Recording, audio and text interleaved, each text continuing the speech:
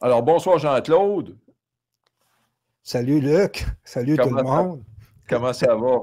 Ça va bien? Ouais, Écoute, on a un sujet intéressant là. Hein? ouais, mais le drapeau national du Québec, c'est tout un phénomène, surtout comme là, avec Carl, tout le monde se pose des questions sur son drapeau qu'il a derrière lui, le carillon Sacré-Cœur. Mais là, aujourd'hui, aujourd'hui, on a un invité, c'est quelqu'un qui vient de Sherbrooke, là, parce qu'à Sherbrooke, on va faire un événement pour la journée du drapeau. Et c'est toi, Jean-Claude et Carl, qui m'avez fait connaître le mouvement de Sherbrooke. Tu pourrais-tu nous en parler un peu qu'est-ce qui se passe à Sherbrooke avec les Qu'est-ce drapeaux? qui se passe?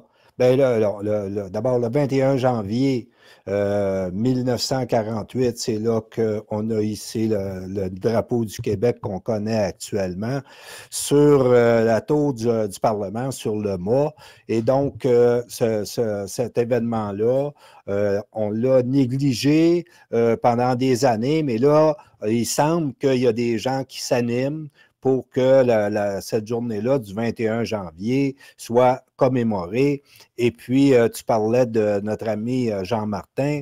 Lui, à un certain moment donné, il participait à des manifs. Et puis donc, il était là avec un grand drapeau. Puis éventuellement, on l'a appelé L'homme Monsieur au drapeau. Drapeau.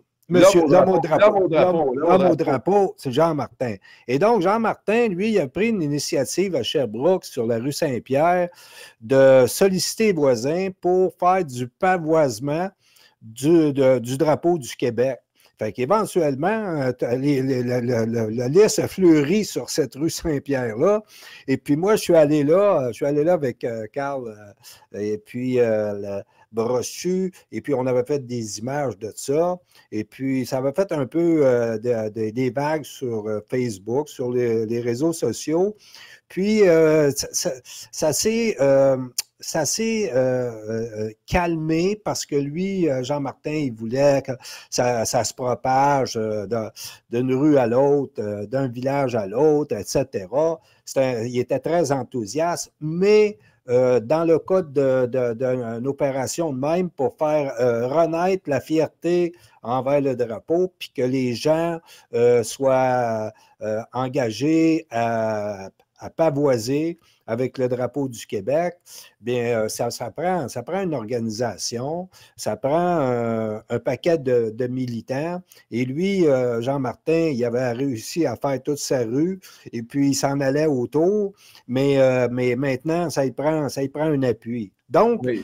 Ben, le 20... on va inviter Jean-Martin à venir nous parler un peu. C'est ça, ce qui se passe, c'est que le 21, à chaque année, c'est la journée du drapeau. Et à Sherbrooke, Jean-Martin va venir nous parler de l'événement qu'il organise à Sherbrooke.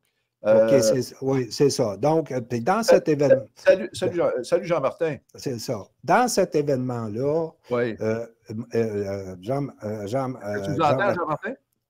Oui, Oui, OK. salut. OK. Salut salut à Jean-Martin. tous. OK. Bon, je le vois avec son C'est l'homme drapeau au du drapeau. C'est l'homme Sacré-Cœur. au Ouais, c'est drapeau. l'homme au drapeau qui apparaît.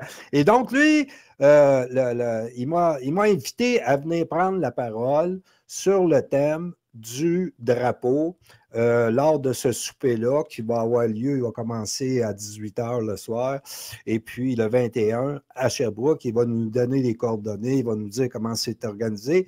Mais moi, je vais prendre la parole pour faire un rappel sur le fait que le drapeau du Québec porte notre histoire. Et donc, c'est un drapeau qui flotte dans les vents contraires de l'histoire. Parce que son origine, ce drapeau-là, c'est le drapeau du Carillon, la fameuse bataille durant la guerre de 7 ans, en 1758. Il y a eu une bataille avec les Anglais. C'est Frontenac qui s'est emmené sur le lac Champlain, puis il a confronté les Anglais. Les Français étaient 4000, les Anglais étaient 16 000, puis les Anglais ont perdu. Et là, donc, il y a un drapeau qui a été ramené de là par un frère récollet. et puis qu'il a été gardé à Québec et éventuellement, il y a un avocat, Maître Baillarger, qui lui, à la fin janvier de 1848, va aller retrouver cette bannière-là, le drapeau du carillon, dans un grenier, parmi un paquet de guenilles. Il va le sortir de là. Et là, ils vont commencer le culte de ce drapeau-là. C'est devenu une relique. C'est devenu une relique. C'est ça. Et il va y avoir un curé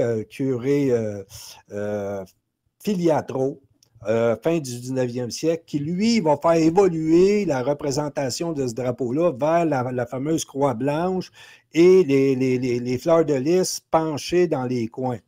Et là, il va... regarde, je vais réserver des choses pour la conférence, là, mais c'est pour dire que ce drapeau-là, au 19e siècle, il faut comprendre que le drapeau du Québec, à ce moment-là, c'est les symboles britanniques, le Union Jack qui est dans un coin, et puis les lions, et puis le castor, feuille d'érable, et puis lui, le curé, vu que les Anglais s'étaient emparés de ces symboles-là, qui sont en réalité nos symboles à nous, il a dit que ça nous prenait un drapeau qui reflétait notre culture française, notre histoire, à opposer aux Britanniques. Tu comprends le symbole? Fait que il va à opposer aussi aux francs-maçons.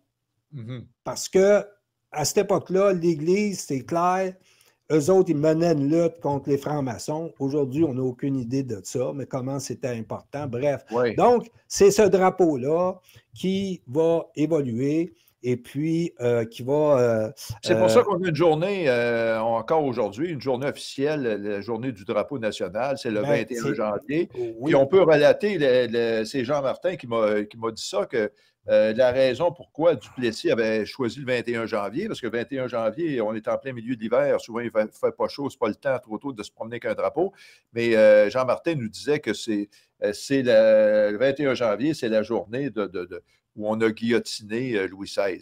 C'était en mémoire, semble-t-il, du renversement de la monarchie.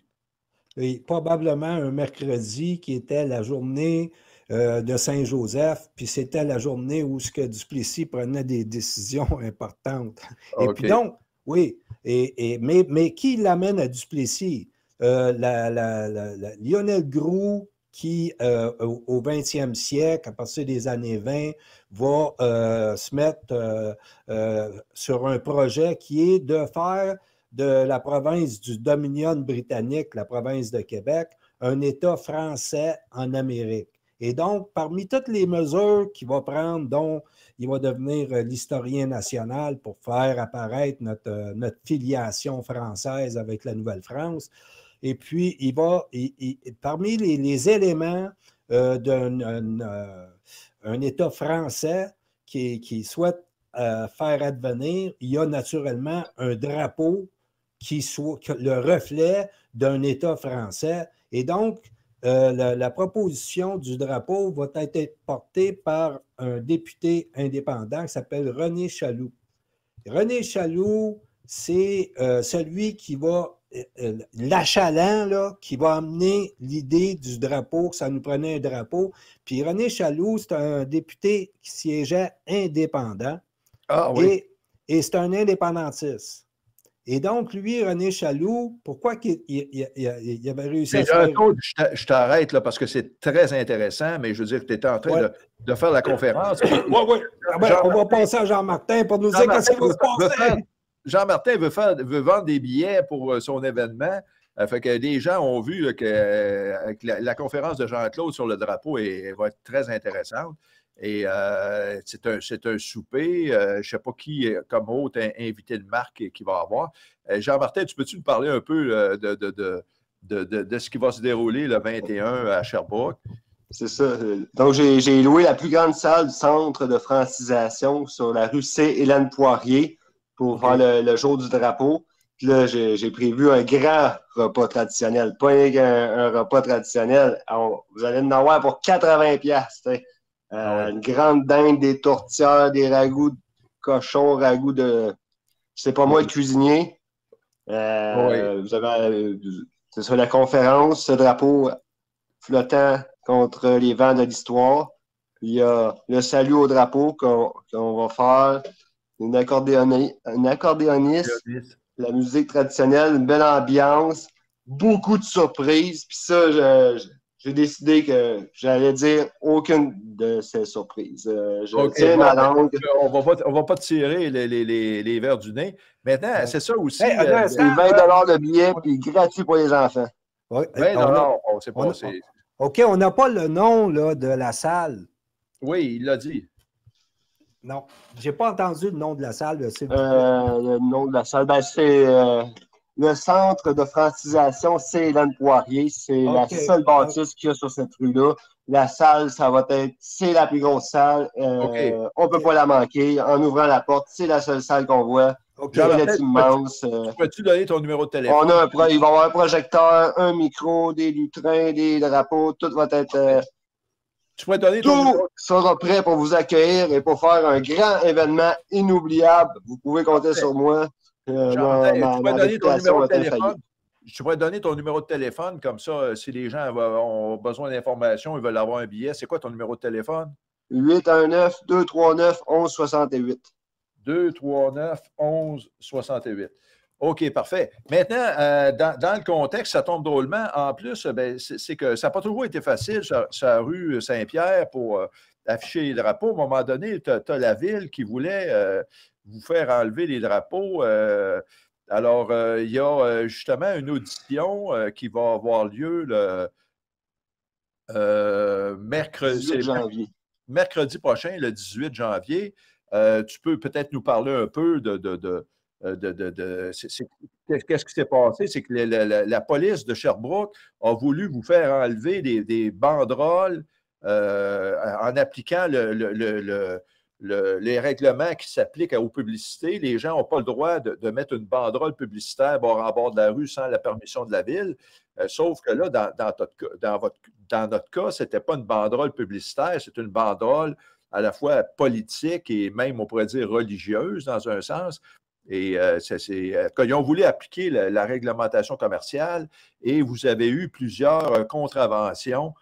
En tout cas, disons que l'administration municipale a changé depuis ce temps-là, mais à l'époque, l'administration municipale n'était pas tellement favorable au drapeau, n'est-ce pas, Jean-Martin?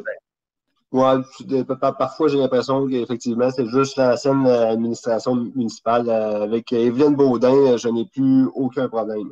OK. Ça veut dire que ça va. Toutes ces contraventions-là, ça va être entendu mercredi prochain au Palais de justice de Sherbrooke. Ça fait très longtemps qu'on se prépare. J'ai un très bon argumentaire. J'ai congédié mon avocat, je me représenterai seul. J'assurerai si jamais il y a des gens qui veulent assister les audiences, c'est public. S'il y a des gens qui veulent assister, c'est à quelle heure, mercredi? 9h. À 9h au Palais de justice. S'il y a des gens qui veulent assister pour appuyer Jean-Martin sur le fait que les citoyens ont le droit d'afficher des drapeaux et que la police, dans ce cas-là, a été, disons, zélée, a manqué de jugement. Alors, je te remercie beaucoup, Jean-Martin. On va se quitter là-dessus, puis on donnera des nouvelles de ce qui s'est passé au procès. Alors, on va inviter tout le monde à assister nombreux à l'événement et à te rejoindre. Je répète encore ton numéro de téléphone, c'est le 819-239-1168. Puis j'ai invité plusieurs personnalités. Je m'attends à une 50aine de personnes. Et un événement à ne pas manquer, j'en suis persuadé. Sincèrement, vous en aurez pour votre argent. Merci beaucoup, Jean-Martin. À bientôt. Salut.